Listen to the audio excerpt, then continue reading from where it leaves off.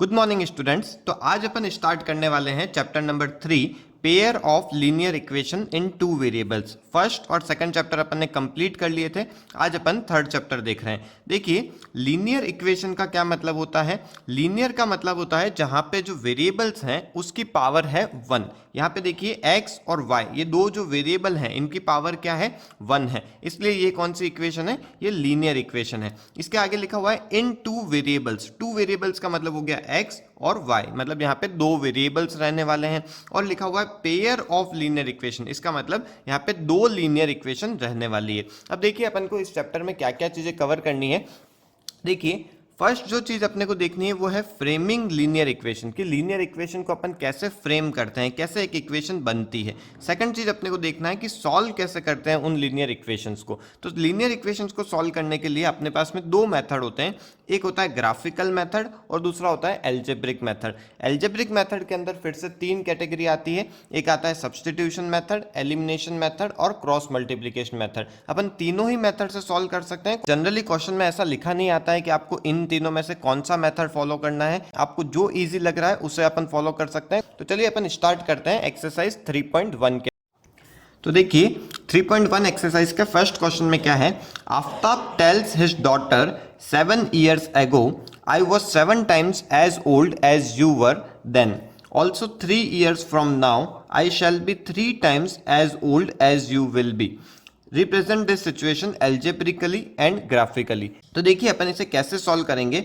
सबसे पहले अपन लेट करेंगे कि अपने को x किसे लेना है और y किसे लेना है। यहाँ पे देखिए आफ्ताब और उसके डॉटर की एज के बारे में आया है, तो अपन आफ्ताब की एज को x ले लेते हैं और उसकी डॉटर की एज को y ले लेते हैं। तो देखिए मैंने यहाँ पे लिख दिया है let the age of Aftab be x and age of her daughter be y। अब देखिए इसके आगे क्या लिखा हुआ है, 7 years ago। ये जो एज है ये इनकी प्रेजेंट एज है, तो आज की एज मैंने यहाँ पे लिख दी x इसकी और y इसकी। अब 7 years ago मतलब आज से 7 साल पहले, 7 साल पहले इसकी एज कितनी होगी, 7 years x माइनस 7 कर देंगे और इसकी एज कितनी हो जाएगी, ये y माइनस 7 हो जाएगी।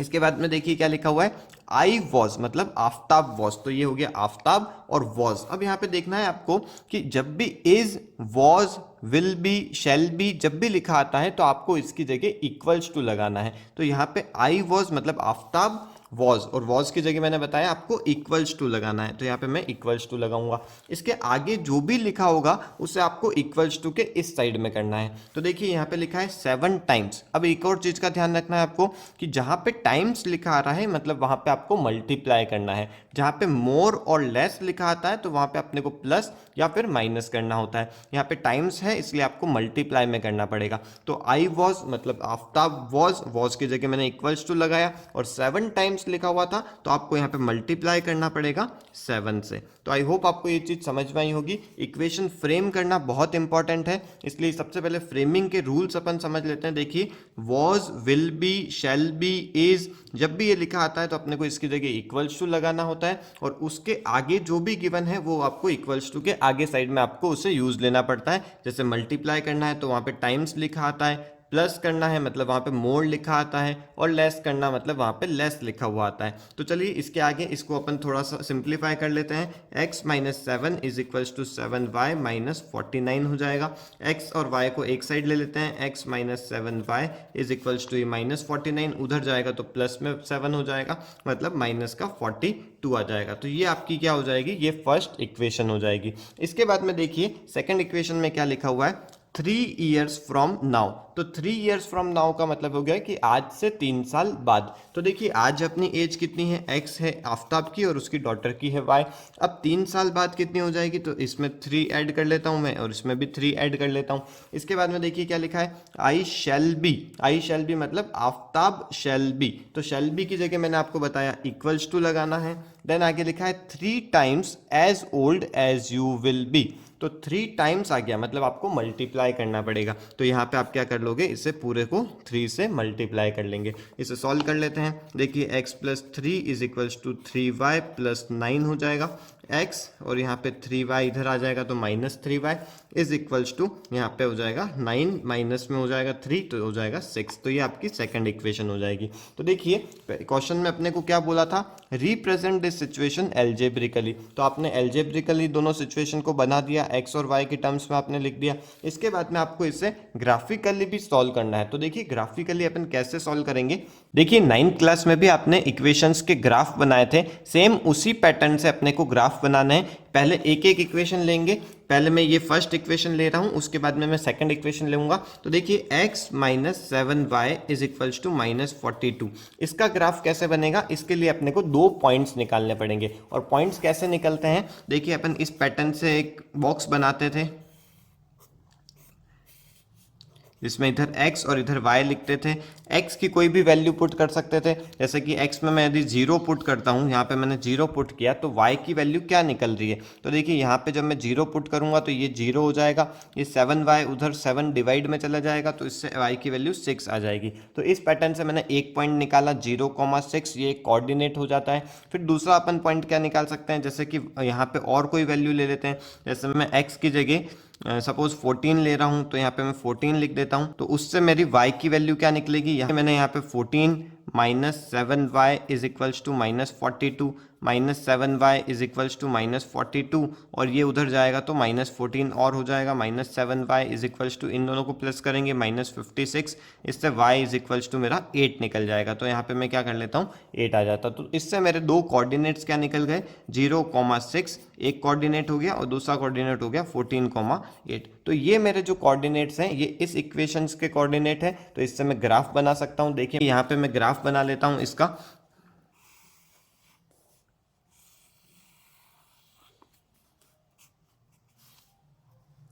यहाँ पे आपका x कोऑर्डिनेट हो जाएगा, यहाँ पे आपका y कोऑर्डिनेट हो जाएगा।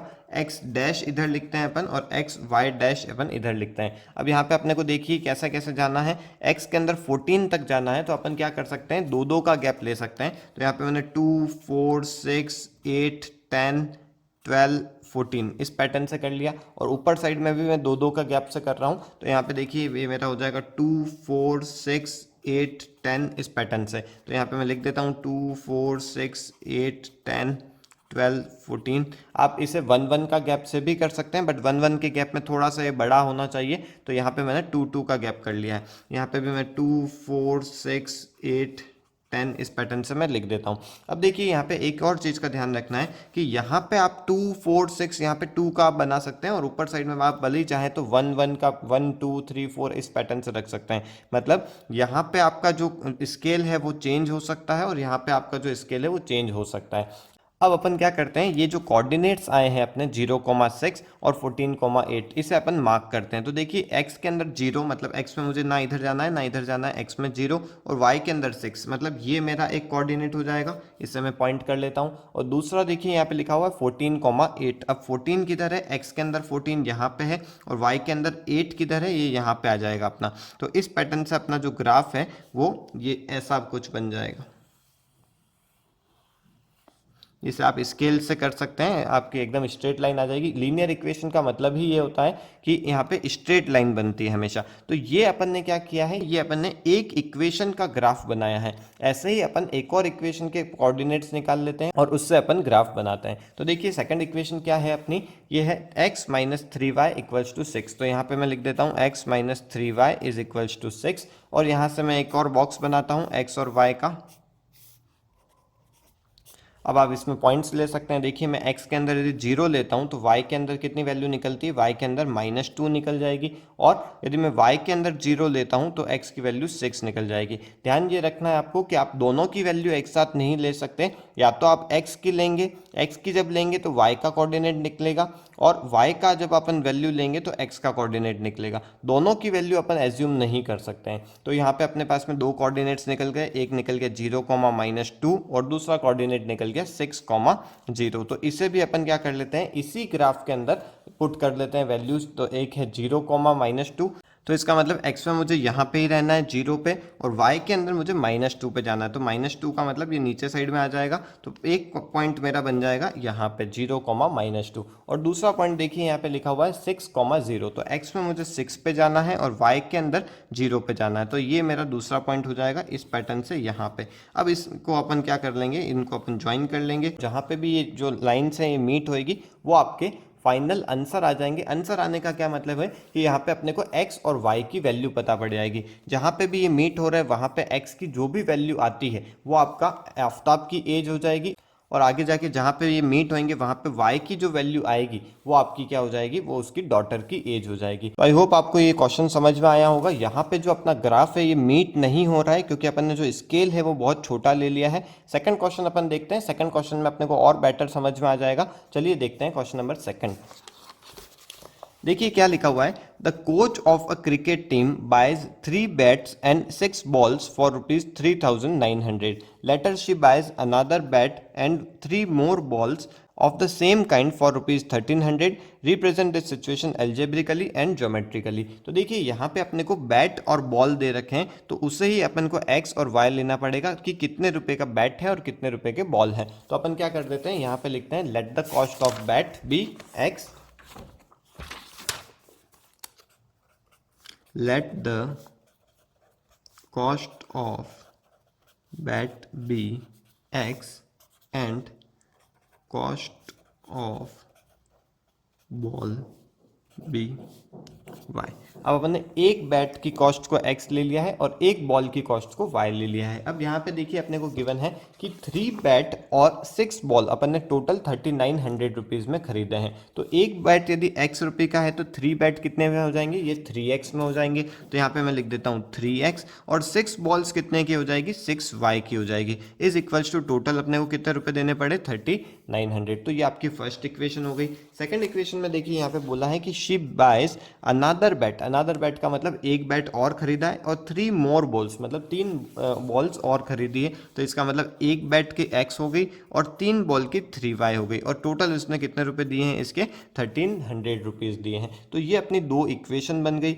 ये अपन ने इक्वेशंस को एल्जेब्रिकली रिप्रेजेंट कर लिया। अब अपने को इसे ग्राफिकली रिप्रेजेंट करना है। तो ग्राफिकली के लिए अपन क्या करते हैं, अपन ने फर्स्ट इक्वेशन के अंदर x और y के दो कोऑर्डिनेट्स निकालते हैं। तो यहाँ पे देखिए मैं यदि x की वैल्यू 1,000 रुपीज़ ले लेता हूँ, तो यहाँ पे यदि मैं 1,000 पुट करूँगा तो ये 3,000 हो जाएगा। 3,000 उधर जाएगा तो 3,900 माइनस 3,900 बचेगा, और 6 से जब वो डिवाइड होएगा तो उससे उसकी वैल्यू आ जाएगी 150। तो देखिए x और y का एक कोऑर्डिनेट अपने पास में आ गया है 1,000, 150।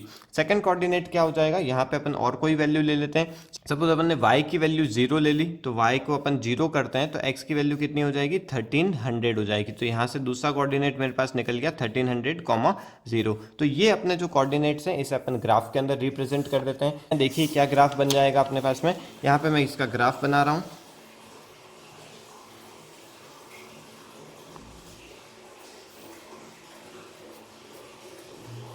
इस पैटर्न से इसका ग्राफ बन जाएगा। यहाँ पे अपना x कोऑर्डिनेट आ जाएगा, यहाँ x डैश लिखेंगे, इधर y आ जाएगा और यहाँ पे y डैश आ जाएगा। अब देखिए x के यहाँ पे अपन ने, क्योंकि वैल्यूज जो बहुत बड़ी बड़ी आ रही है, यहाँ पे 1,000 1,300 तक जा रहा है, इसका मतलब अपने को जो गैप है 200 का गैप रख सकते हैं। तो यहाँ पे 200, 400, 600, 800, 1,000, 1,200 और 1,400 इस पैटर्न से हो जाएगा। और y की जो वैल्यू है वो अपन यहाँ पे 150 तक जा रही है, तो इसका मतलब अपन यहाँ पे 30 का गैप रख सकते हैं। तो यहाँ पे मैं रख देता हूँ 30, 60, 90, 120 और 150। तो यहाँ पे अपन रख देते हैं 200, 400, 600, 800, 1,000, 1,200, 1,400। इस पैटर्न से अपन ने वैल्यूज़ लिख दी। इधर यहाँ पे अपन लिख देते हैं 30, 60, 90, 120, 150 इस पैटर्न से। अब यहाँ पे अपन क्या कर लेंगे, यहाँ पे देखिए 1,000, 150 है, तो यहाँ पे इसे अपन कैसे मार्क कर देंगे, यहाँ पे जो 1,000 है ये वाला और इधर से 150, तो ये हो जाएगा आपका ये वाला कोऑर्डिनेट हो जाएगा एक कोऑर्डिनेट। तो दूसरा कोऑर्डिनेट देखिए क्या हो जाएगा 1300, अब 1300 कहाँ पे आएगा, देखिए 1200 और 1400 इन दोनों के जो सेंटर है यहाँ पे इसकी वैल्यू आ जाएगी, और जीरो है दूसरा, y के अंदर कोऑर्डिनेट है जीरो, इसका मतलब दूसरा पॉइंट मेरा यही हो जाएगा। तो एक जो मेरी लाइन बन जाएगी वो इस पैटर्न से इसका लाइन बन जाएगी, और दूसरी इक्वेशन का अपन कोऑर्डिनेट्स निकाल लेते हैं। देखिए सेकेंड इक्वेशन है x plus 3y is equals to 1300। तो पहला अपन यहाँ पे पॉइंट निकाल सकते हैं x, y, x की वैल्यू मैं रख लेता हूँ यहाँ पे 1300। तो यहाँ पे देखिए यहाँ पे 1300 हो गया, मतलब y की वैल्यू क्या हो जाएगी 0। तो पहला कोऑर्डिनेट आ जाएगा 1300, 0, और दूसरा अपन देखिए y की वैल्यू क्या रख सकते हैं, या फिर x की वैल्यू क्या रख सकते हैं, x की वैल्यू अपन रख लेते हैं 1000। तो इससे मेरी y की वैल्यू कितनी आ जाएगी, y की वैल्यू यहाँ पे 100 आ जाएगी। तो दूसरा कोऑर्डिनेट मेरा हो जाएगा 1000, 100। तो ये मेरा दूसरा कोऑर्डिनेट हो गया, ये पहला कोऑर्डिनेट हो गया। अब अपन क्या कर लेते हैं, यहाँ पे वैल्यूज़ को पुट करते हैं। तो पहला एक कोऑर्डिनेट था 1300, 0, तो ये तो एक यही कोऑर्डिनेट हो जाएगा, और दूसरा जो कोऑर्डिनेट था वो था 1000, 100। तो ये आ जाएगा लगभग यहाँ पे। ओके, तो ये आपके दूसरी लाइन बन जाएगी इस पैटर्न से। देखिए ये जो लाइन है ये आपकी इस पॉइंट पे मीट हो रही है, ये दोनों जो लाइन है एक जगह पे इंटरसेक्ट हो रही है, और वो कोऑर्डिनेट कौन सा है 1300, 0। ये एक कोऑर्डिनेट है, यहाँ पे इंटरसेक्ट हो रही है। इसका मतलब ये अपने को समझ में आता है कि यहाँ पे x की जो वैल्यू है वो 1300 हो गई, और y की वैल्यू क्या हो जाएगी 0 हो जाएगी। तो x अपना क्या था, x अपन ने माना था कॉस्ट ऑफ बैट, मतलब बैट की जो वैल्यू है वो आ जाएगी आपके पास 1300, और बॉल की जो वैल्यू है वो आपकी 0 हो जाएगी। तो ये अपना सेकंड क्वेश्चन कंप्लीट हो गया। अब अपन देखते हैं क्वेश्चन नंबर थर्ड। तो देखिए क्वेश्चन नंबर थर्ड में क्या लिखा है, the cost of 2 kg of apples and 1 kg of grapes on a day was found to be 160। After a month the cost of 4 kg of apples and 2 kg of grapes is 300। Represent the situation algebraically and geometrically. तो यहाँ पे भी same ही pattern का question है। तो यहाँ पे अपन क्या लेट करेंगे, एप्पल के 1 kg की कॉस्ट को अपन x मान लेते हैं, और ग्रेप्स के 1 kg को अपन क्या मान लेते हैं, y मान लेते हैं। तो देखिए यहाँ पे मैं लेट कर रहा हूँ, लिखता हूँ let the cost of 1 kg of apples be x and cost of 1 kg of grapes be y। तो मैंने क्या कर लिया है, एप्पल्स और ग्रेप्स को x और y मान लिया है यहाँ पे। अब देखिए यहाँ पे लिखा है 2 kg ऑफ एप्पल्स, मतलब यहाँ पे कितना हो जाएगा 2x हो जाएगा, और 1 kg ऑफ ग्रेप्स। तो इससे अपन लिख देते हैं, देखिए 2x plus y is equals to कितने रुपए लगे अपने यहाँ पे 160 रुपीज़ लगे। तो इज इक्वल्स टू मैं लिख देता हूँ मैं 160। ये अपनी हो जाएगी फर्स्ट इक्वेशन। सेकंड इक्वेशन देखिए यहाँ पे क्या बनेगी, after a month the cost of 4 kg of apples. तो यहाँ पे मैं क्या कर लूँगा 4x plus 2 kg of grapes, मतलब 2y इज इक्वल्स टू 300 करना है। तो यहाँ पे हो जाएगा 4x plus 2y is equals to 300। ये आपकी सेकंड इक्वेशन हो जाएगी। तो ये अपन ने एल्जेब्रिकली दोनों को रिप्रेजेंट कर दिया। अब अपने को इसे ग्राफिकली रिप्रेजेंट करना है। तो पहले अपन एक इक्वेशन को लेंगे, उसके अपन दो कोऑर्डिनेट्स निकालेंगे। यहाँ पे x और y लिखते हैं। पहली इक्वेशन में देखिए यदि मैं x को यदि मैं 50 लेता हूँ, सपोज यहाँ पे मैं लेता हूँ 50, तो y की वैल्यू कितनी आ जाएगी 2 इंटू 50 100, और 100 उसमें से माइनस होएगा तो y की वैल्यू आ जाएगी 60। तो एक कोऑर्डिनेट हो गया आपका 50, 60, और दूसरा कोऑर्डिनेट देखिए यदि मैं y की वैल्यू को मैं यदि 0 ले लेता हूँ तो यहाँ पे x की वैल्यू मेरी कितनी हो जाएगी 2x इक्वल्स टू 160, मतलब x की वैल्यू हो जाएगी 80। आपको आई होप ये समझ में आ रहा होगा। एक बार नहीं आ रहा तो मैं यहाँ पे आपको लिख के बता देता हूँ 2x plus Y equals to 160। मैंने y की वैल्यू को 0 लिया है तो 2x plus Y plus 0 equals to 160, तो 2x इक्वल्स टू 160 और x इक्वल्स टू हो जाएगा 160 अपॉन 80। तो यहाँ पे जो दूसरा कोऑर्डिनेट है वो अपने पास में आ गया 80, 0। इसको मैं ग्राफ में रिप्रेजेंट कर देता हूँ। देखिए यहाँ पे लिखते हैं, यहाँ पे ग्राफ बना देते हैं, ये x ये y। अब x में देखिए अपने पास में 50 और 80 तक जा रहे हैं, तो 50 और 80 के हिसाब से अपन यहाँ पे 20 का गैप रख लेते हैं। 20, 40, 60, 80 एंड 100। और यहाँ पे y के अंदर देखिए 60 तक जा रहे हैं, तो यहाँ पे भी अपन रख सकते हैं। यहाँ पे 10 का गैप रख लेते हैं। 10, 20, 30, 40, 50 एंड 60। तो यहाँ पे देखिए 50, 60 मतलब 50 x के अंदर 50 पे जा रहे हैं और y में 60 पे जा रहे हैं, तो एक कोऑर्डिनेट अपना ये हो जाएगा और दूसरा कोऑर्डिनेट देखिए 80 मतलब x के अंदर 80 पे है और y के अंदर 0 पे, मतलब दूसरा कोऑर्डिनेट मेरा यही हो जाएगा। तो इसको अपन ज्वाइन कर लेंगे स्केल से, ये एक स्ट्रेट लाइन आएगी।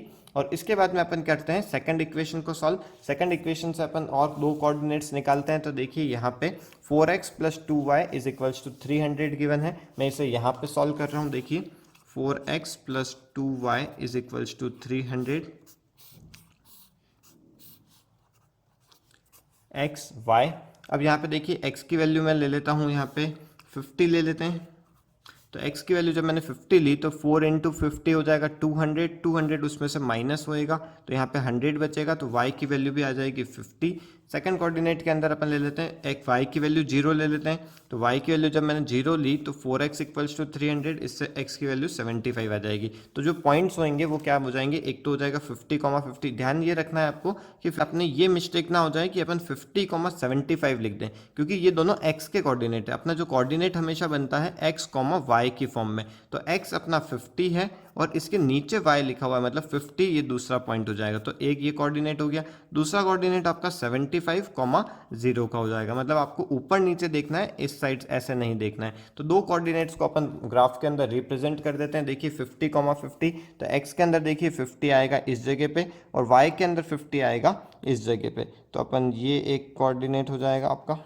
और दूसरा देखिए पॉइंट क्या है 75, 0। तो x के अंदर 75 मतलब थोड़ा सा यहाँ पे है और y के अंदर 0, तो ये इस पैटर्न से होएगा। तो ये इससे अपन जब लाइन में करेंगे तो देखिए ये जो लाइन है ये एक स्ट्रेट पैरेलल लाइन जा रही है, तो यहाँ पे कोई भी सॉल्यूशन नहीं आएगा। तो देखिए अब अपन कुछ रूल्स देख लेते हैं। उन रूल से अपन को डायरेक्टली पता पड़ जाएगा कि कहाँ पे अपने पास में इनफाइनाइट सॉल्यूशन होएगा, कहाँ पे यूनिक सॉल्यूशन मतलब ओनली सिंगल सॉल्यूशन होएगा और कहाँ पे नो सॉल्यूशन होएगा। जैसे अपन ने यहाँ पे देखा इन दोनों इक्वेशन के जो ग्राफ हैं ये मीट नहीं कर रहे हैं, इसका मतलब यहाँ पे क्या है, ये नो सॉल्यूशन वाला केस है। अब ये नो सॉल्यूशन वाला केस है, अपने को पूरा ग्राफ बनाना पड़ा, बट अपन बिना ग्राफ बनाए ही ये चीज फाइंड आउट कर सकते हैं कि कहाँ पे सॉल्यूशन आएगा या नहीं आएगा। देखिए यहाँ पे भी अपन ने देखा था, जब पहले वाला ग्राफ देखा था तो वहाँ पे एक की जगह पे क्या हुआ था, दोनों लाइन इंटरसेक्ट हुई थी, इसका मतलब यहाँ पे सिंगल सॉल्यूशन था। सिंगल सॉल्यूशन को अपन यूनिक सॉल्यूशन बोलते हैं। तो ये चीज जो है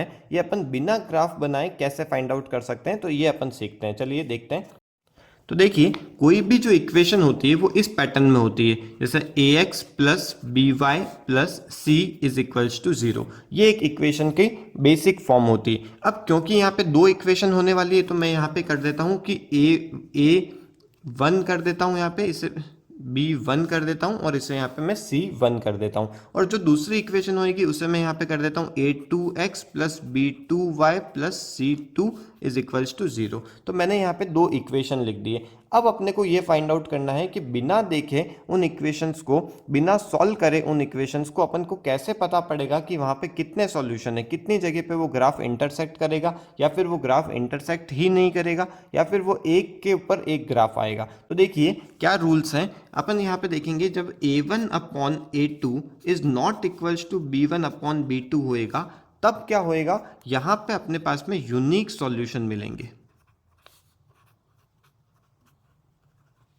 और यहाँ पे जो ग्राफ बनेगा वो इंटरसेक्ट होएगा एक ही जगह पे। तो यहाँ पे मैं लिख देता हूं इंटरसेक्टिंग लाइंस बनेगी। इसका मैं आपको एग्जांपल से भी बताऊंगा कि a1 upon a2 not equals to b1 upon b2 कैसे होएगा। और नेक्स्ट एक्सरसाइज के अंदर पूरा यही चीज है, तो इसके ऊपर अपन और भी क्वेश्चंस देखेंगे। तो अभी अपन एक बार इसको समझ लेते हैं कि a1 upon a2 not equals to b1 upon b2 जब होएगा तब अपने पास में यूनिक सॉल्यूशन होएगा, मतलब जो इक्वेशन है उनका सॉल्यूशन सिर्फ एक ही होएगा और वो जो दो लाइन्स है वो इंटरसेक्टिंग लाइन्स होएगी, एक ही जगह पे इंटरसेक्ट होएगी, जहां पे इंटरसेक्ट होएगी वही उसका सॉल्यूशन होता है। अब देखिए इन्हीं को अपन क्या बोलते हैं, कंसिस्टेंट लाइन बोलते हैं। ये जो दो इक्वेशंस होंगी इन्हें अपन कंसिस्टेंट इक्वेशंस बोलेंगे। नेक्स्ट देखिए ये आपका पहला केस हो गया। सेकंड केस देखिए when a1 upon a2 is equals to b1 upon b2 is equals to C1/C2। मतलब यहाँ पे जब तीनों इक्वल होते हैं तब अपने पास में इनफाइनाइट सॉल्यूशन होते हैं। इनफाइनाइट सॉल्यूशन का मतलब क्या है कि वहाँ पे अपने को बहुत सारे सॉल्यूशंस मिल सकते हैं, जितने सॉल्यूशंस अपन चाहें उतने सॉल्यूशंस वहाँ पे हो सकते हैं। अब पहले वाले में क्या हुआ था, लाइंस एक जगह पे इंटरसेक्ट करी थी, बट यहाँ पे क्या होएगा, लाइंस एक के ऊपर एक बन जाएगी। मतलब हर पॉइंट पे वो इंटरसेक्ट कर रही है या फिर हर पॉइंट पे एक दूसरे को वो टच करती हुई मिलेगी। तो इन लाइंस को अपन बोलते हैं को इंसिडेंट लाइंस।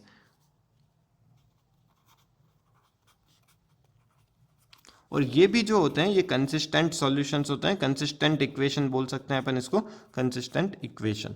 अब देखिए थर्ड वाला जो केस है, यहाँ पे क्या होएगा, when A1/A2 is equals to B1/B2 but not equals to C1/C2। ये जब सिचुएशन रहती है तब अपने पास में नो सॉल्यूशन होता है, मतलब एक भी सॉल्यूशन अपने को यहाँ पे नहीं मिलता है। और यहाँ पे क्या होएगा, लाइंस पैरेलल हो जाती है। लाइंस पैरेलल होती है तो वो कहीं पे भी इंटरसेक्ट नहीं कर रही है, और इंटरसेक्ट नहीं कर रही है तो उसका कोई भी सॉल्यूशन नहीं आता है। तो इस केस में जो इक्वेशंस होती है इनको अपन इनकंसिस्टेंट इक्वेशंस बोलते हैं। इनको अपन इनकंसिस्टेंट इक्वेशंस बोलते हैं। अब देखिए अपन ये जो तीन रूल्स हैं जो अपन ने पहले तीन क्वेश्चंस किए हैं उनके ऊपर अप्लाई करके देखते हैं, और उनसे अपन बिना इक्वेशन को सॉल्व किए अपन फाइंड आउट करते हैं कि जो इसका ग्राफ बनेगा वो पैरेलल ग्राफ बनेगा या फिर जो लाइंस है वो इंटरसेक्टिंग लाइंस होगी या कैसी होगी। तो चलिए देखिए, पहले जो अपन ने जो इक्वेशन बनाई थी फर्स्ट क्वेश्चन के अंदर, वो इक्वेशंस को मैं एक बार फिर से पीछे लिख देता हूँ। यहाँ पे देखिए x minus 7y is equals to -42, ये मेरी फर्स्ट इक्वेशन थी। और सेकंड इक्वेशन देखिए यहाँ पे थी x minus 3y is equals to 6। तो x minus 3y is equals to 6, यहाँ पे ये मेरी सेकंड इक्वेशन थी। अब देखिए मैं यहाँ पे ये वाला रूल्स को अप्लाई कर रहा हूँ। क्या होएगा, सबसे पहले x के आगे वाला जो होता है वो a1 हो जाता है और इधर के आगे वाला a2 हो जाएगा। तो a1/a2 करता हूँ तो 1/ यहाँ पे 1 ही आ रहा है। और इज इक्वल्स टू देखिए हो रहा है या नहीं हो रहा है, b जो है इसमें क्या हो जाएगा, देखिए b इसका -7 हो जाएगा और सेकंड वाली इक्वेशन में b मेरा -3 हो जाएगा। तो उस हिसाब से देखिए यहाँ पे 1 आ रहा है बट यहाँ पे क्या आ रहा है, 7/3 आ रहा है। तो इसका मतलब ये दोनों इक्वल नहीं हो रहे। जब इक्वल नहीं हो रहे इसका मतलब ये क्या हो जाएगा, ये फर्स्ट वाली सिचुएशन हो जाएगी जहाँ पे लाइंस इंटरसेक्टिंग होएगी और इसका यूनिक सॉल्यूशन आएगा। तो अपन ने जब इसका ग्राफ बनाया था तो देखिए कैसा ग्राफ बना था, इस पैटर्न से इसका ग्राफ बना था। जो लाइंस थी वो आगे जाके कहीं पे इंटरसेक्ट हो रही थी और एक ही जगह पे इंटरसेक्ट हो रही थी, इसलिए यहाँ पे इसका यूनिक सॉल्यूशन मिला था अपने को। सेकंड क्वेश्चन देखते हैं। देखिए सेकंड क्वेश्चन के अंदर क्या हुआ था, तो देखिए सेकंड क्वेश्चन के अंदर अपने को 3x + 6y इक्वल्स टू 3900, मतलब यहाँ पे मैं लिख देता हूँ 3x + 6y इक्वल्स टू 3900। और दूसरी जो इक्वेशन थी वो यहाँ पे थी x + 3y इक्वल्स टू 1300। तो x + 3y is equals to 1300। अब मैं यहाँ से a1/a2 करता हूँ तो देखिए यहाँ पे a हो गया मेरा, a1 हो गया 3 और a2 हो जाएगा मेरा 1, और यहाँ से b1 हो जाएगा मेरा 6 और b2 हो जाएगा 3। तो यहाँ पे देखिए 3 और यहाँ पे कितना आ रहा है, 2 आ जाएगा। तो ये भी दोनों इक्वल नहीं आ रहे हैं। तो इक्वल नहीं आ रहे हैं इसका मतलब ये भी फर्स्ट वाली सिचुएशन ही हो जाएगी, यूनिक सॉल्यूशन आएगा और लाइंस इंटरसेक्टिंग होएगी। तो अपन ने इसका जब ग्राफ बनाया था तो देखिए यहाँ पे क्या हो रहा था, लाइंस इंटरसेक्ट हो रही थी और एक ही जगह पे इंटरसेक्ट हो रही थी, इसलिए यहाँ पे ओनली यूनिक सॉल्यूशन आया, सिंगल सॉल्यूशन आया। थर्ड वाला केस देखिए, थर्ड वाले के अंदर अपने पास में दो इक्वेशन ये थी, 2x + y इक्वल्स टू 160। तो मैं इसे यहाँ पे लिख देता हूँ 2x + y is equals to 160। और सेकंड जो अपनी इक्वेशन थी वो थी 4x + 2y इक्वल्स टू 300। तो यहाँ पे लिखता हूँ मैं 4x + 2y is equals to 300। अब देखिए यहाँ पे a1/a2 करता हूँ तो a1 है मेरा 2 और a2 है मेरे पास में 4 इज इक्वल्स टू देखते हैं यहाँ पे b1 है मेरे पास में 1 और b2 है मेरे पास में 2। यहाँ पे देखिए ये इसको मैं यदि कट करता हूँ तो ये भी 1/2 आ जाता है, ये भी 1/2 आ जाता है। तो इसका मतलब मुझे अब थर्ड c को भी देखना पड़ेगा। तो यहाँ पे देखते हैं c इक्वल आ रहे हैं या नहीं आ रहे हैं। तो c आ रहा है इधर से 160 और इधर से आ रहा है 300। अब इसको मैं जब कट करता हूँ तो ये 1/2 नहीं आता है। इसका मतलब जो मेरी सिचुएशन हो गई वो a1/a2 is equals to b1/b2 तो हो गया, but not equals to c1/c2 हो गया। तो ये जो सिचुएशन है ये मेरी थर्ड वाली सिचुएशन है, a1/a2 equals to b1/b2 not equals to c1/c2। इसका मतलब यहाँ पे नो सॉल्यूशंस होएगा, यहाँ पे जो लाइंस बनेगी वो पैरेलल लाइंस बनेगी। तो अपन ने इसका जब ग्राफ बनाया था तो देखिए ग्राफ किस पैटर्न से बना था, यहाँ पे एक भी जगह लाइंस इंटरसेक्ट नहीं हो रही थी, जब आप इसे स्केल से खींचेंगे तो आपको क्लियरली पता पड़ जाएगा कि लाइंस जो हैं ये पैरेलल लाइंस होएगी और कहीं पे भी इंटरसेक्ट नहीं करेगी। इसका मतलब यहाँ पे कोई भी सॉल्यूशन नहीं आएगा। तो इस पैटर्न से अपने को ये सारी चीज़ों को समझना है। ये वाले 3 रूल्स को आप नोट कर लीजिए, इसका स्क्रीनशॉट ले लीजिए। नेक्स्ट एक्सरसाइज जो है वो पूरी इन्हीं रूल्स के ऊपर है, इन्हें अपने को अप्लाई करना पड़ेगा और अपने को बताना पड़ेगा कि वहाँ पे यूनिक सॉल्यूशन आ रहा है या इनफाइनाइट सॉल्यूशन आ रहा है या नो सॉल्यूशन आ रहा है। तो चलिए आज की क्लास को अपन यहीं वाइंड अप करते हैं। आपको ये वीडियो समझ में आया हो तो आप प्लीज़ इसे लाइक कीजिए, अपने इस चैनल को सब्सक्राइब कीजिए और अपने फ्रेंड्स के साथ में इसे ज़रूर शेयर कीजिए। Okay, thank you.